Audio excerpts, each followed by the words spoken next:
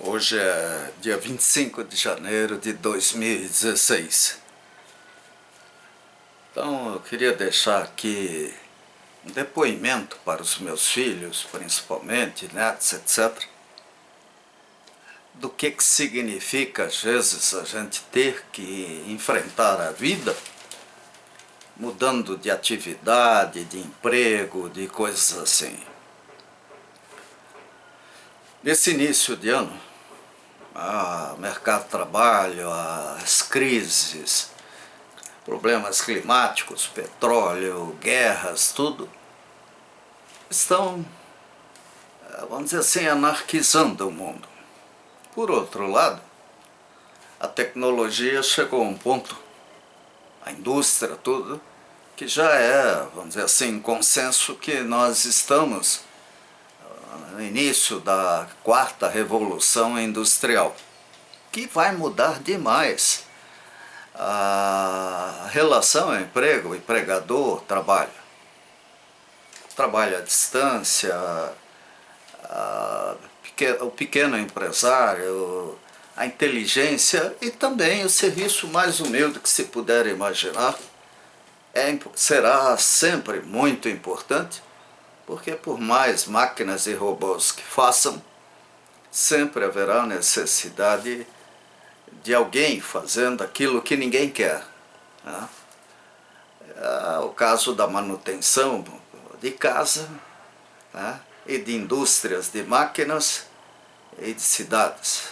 Então sempre nós teremos oportunidades de trabalho e de aprendizado. Agora, existem barreiras insolúveis, então é isso que eu quero dizer, que pessoalmente eu imagino que, e eu acho que isso meus filhos não tenham percebido quanto, tive que enfrentar situações tremendamente adversas, né? A minha mãe teve problemas quando eu nasci e eu acho que isso afetou demais a minha capacidade de raciocínio, de reações físicas, sensoriais, até motoras. Mas, se a cabeça tem espaço, a gente vai encontrando uma maneira de superar limitações.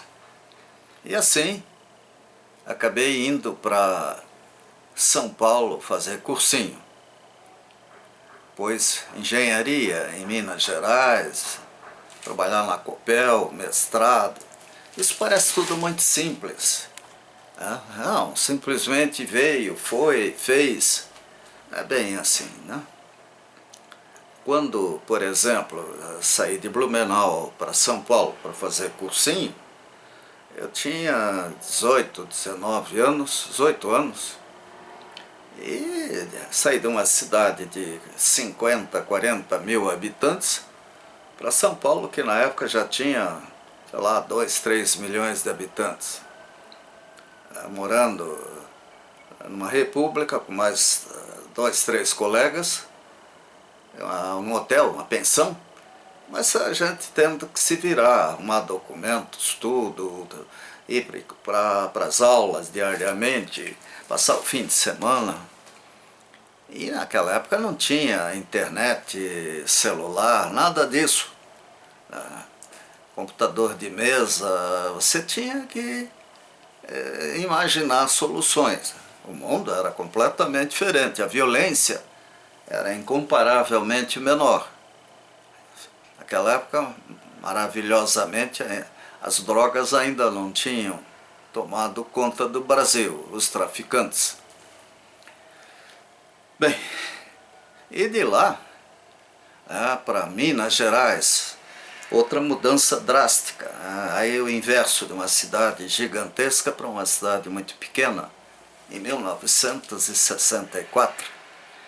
Um ano de mudanças colossais no Brasil. Quando eu, numa cidade estranha, acabei até virando uma liderança estudantil. E, ao mesmo tempo, estudante de engenharia.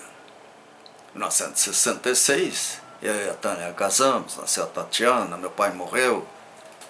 E eu fui obrigado a trabalhar. Fui dar aula de francês, de história do Brasil, história geral, quando eu era estudante de engenharia. Não tinha outra hipótese de trabalho. Morando numa meia-água, de uma meia-água, vamos dizer assim.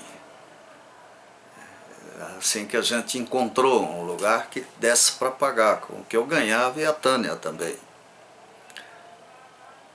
E aí mudaram os paradigmas, os padrões, os desafios. Sustentar a Tatiana, manter a Tânia, nós tínhamos que sobreviver. E foi violento. Quando eu me formei, eu pesava 58 quilos. Eu trabalhava 7 dias por semana, o tempo todo, para poder passar, estudar, fazer. Tanto assim que em dezembro de 1968 eu já estava aprovado em todas as matérias. Mas a formatura foi em fevereiro, porque muitos colegas ficaram de segunda época. Eu consegui passar. E aí vem para o Paraná, né? Outro ambiente radicalmente diferente. E entrei na Copel. Na Copel eu mudei de atividade uma infinidade de vezes. Me lembro até dos meus chefes, quando eu decidia mudar, principalmente quando eu saí da área de estudos em 1980 e fui para a área de ensaios, meu chefe, o Juraci Rezende Castro Andrade, dizendo que eu estava bem lá, não precisava sair de lá, mas eu cheguei à conclusão na época que ali o meu futuro seria estreitado demais, porque a área de estudos, a área de manutenção, de ensaios, eu gostava, né? Fui para lá. Ali fiquei até 1985, quando eu acabei aceitando um convite para ser diretor da URBS, de Planejamento e Transporte Coletivo Urbano de Curitiba, numa época de crise colossal. E, mais uma vez, tendo que aprender, estudar, passei 3 anos estudando, feito um doido, transporte coletivo, etc. Valeu. Voltei, virei Aspone, estava parado, aí me ofereceram a hipótese de dar palestras sobre conservação de energia e aprendi demais, rodando o Paraná. Depois disso, virei diretor da Copel, sempre tendo, evidentemente, que disputar espaços, porque muita gente, à medida que você sobe numa empresa, você cria invejas, cria ciumeira, tem inimigos conhecidos e desconhecidos. E adiante, presidente da Copel. Se fui um bom ou mau presidente, não sei, ninguém é bom juiz em causa própria. Adiante eu saí, virei consultor, lobista, mas sempre na área técnica, sempre querendo promover empresas pela qualidade técnica delas, pelas soluções que podia oferecer. E aí aprendi muito, mas muito mesmo, que sair de uma empresa estatal para empresas públicas, privadas, você vê o outro lado do muro, que a Lava Jato agora está mostrando aí, que não é tão santo quanto o pessoal quer dizer. Mas sempre, sempre mudando, aceitando desafios. E superando limitações pessoais. É que nem a inteligência. A minha memória sempre foi tremendamente ruim. E para mim foi, vamos dizer assim, fantástico descobrir, à medida que estudava, que a natureza tem lógica mesmo, que as leis da física, elas são coerentes, não uma simples decoreba. Eu, por exemplo, quando lecionei engenharia, eu ficava deprimido quando um aluno queria aprender a resolver problema. Pô, ele tem que aprender a teoria. Como resolver, ele tem que saber usar a teoria. Se ele decora soluções, ele nunca será um bom engenheiro. principalmente o engenheiro de alto nível. Ainda semana passada, conversando com Paulo Zaccagnini e José Henrique, né, que é lá de Florianópolis, veio falar sobre drones e coisas, ficamos falando sobre tecnologia, né? É o desafio da tecnologia. É uma nova mudança de cenário. Então, eu vejo o Caio Lúcio, Tatiana, Eliana, quer dizer, não precisam ter medo do futuro. Os três estão preparados para o que der e vier. O que precisa é disposição, é vontade de trabalhar. Luxo é uma besteira. Eu não vejo ninguém mais feliz porque mora numa casa de 50 quartos ou num apartamento com 3 quartos, ou 2, ou 1. Às vezes nenhum, dormindo na sala. Como tem agora aí esses casulos, né, que eles dão um nome inglês aí sofisticado. E na favela mesmo, quanta gente a gente descobre lá que não é triste exatamente, é sofredora, é lutadora, né? É humilhada, vive situações de insegurança alimentar, né? Mas consegue ser feliz. Agora, o Brasil é fantástico, ele gera oportunidades. E essa relação de valores tende a mudar. Porque eu tenho 50 diplomas, tenho que ganhar isso. Não, não é assim não. A tendência do futuro é resultado. Tanto assim que nós estamos indo para teletrabalho. O que é aplicação de técnicas de trabalho à distância? É que ninguém mais vai ganhar dinheiro porque bateu o cartão, né? E sim porque produziu. Tudo bem, nós teremos o cirurgião, o piloto de um avião, muitas profissões de um ônibus vão depender sempre mais e muito mais daquele que comanda o equipamento. Mas teremos formas de trabalho que serão viáveis sem a presença física, simplesmente um teclado, um computador, um terminal, e até, como já é na Itália, aqueles grandes empresas, na realidade, são consórcios de microempresas.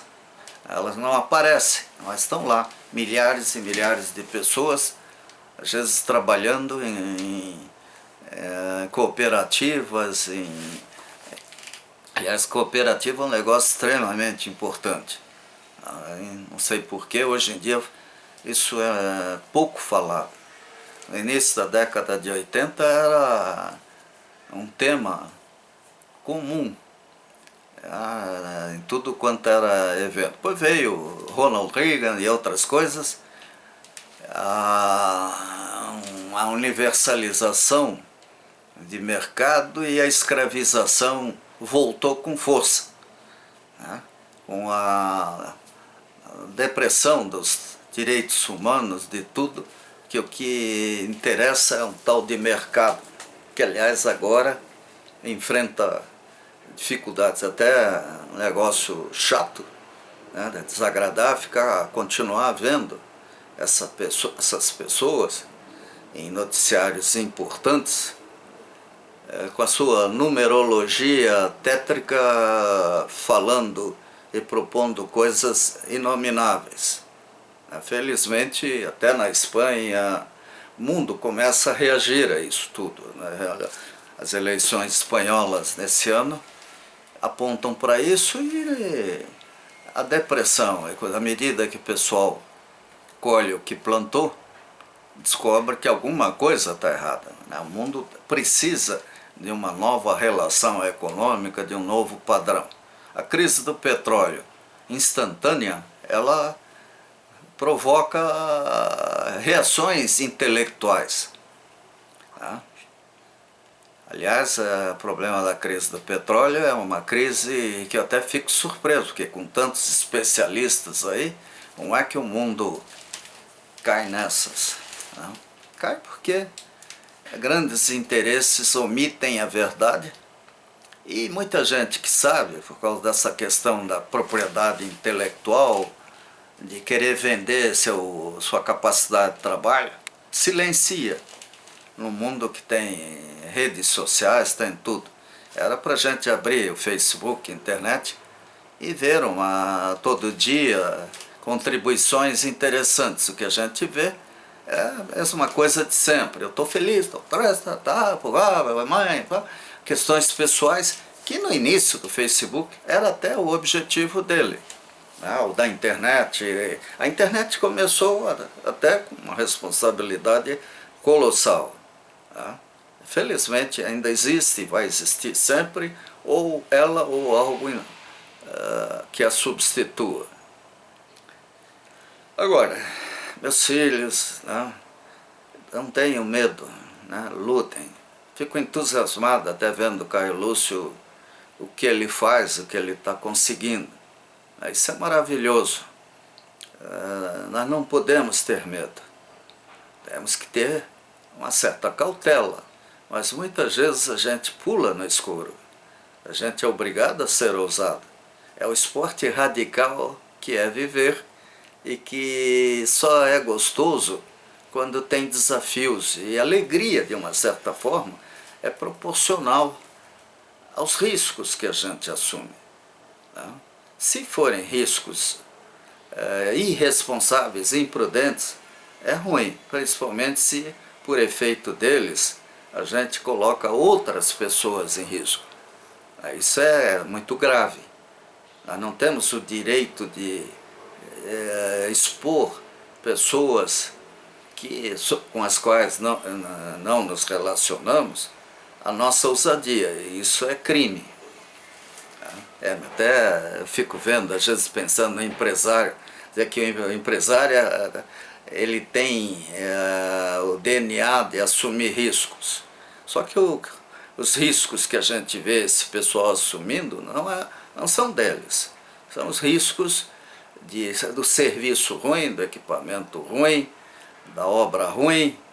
Isso é crime doloso. Isso é um crime contra a humanidade, contra uma comunidade. Isso não pode ser aceito. Agora, honestamente, podemos muito, só querermos. É o que eu posso dizer agora. E espero que esse filme seja ouvido, pelo menos, alguma vez no futuro, pelos meus filhos.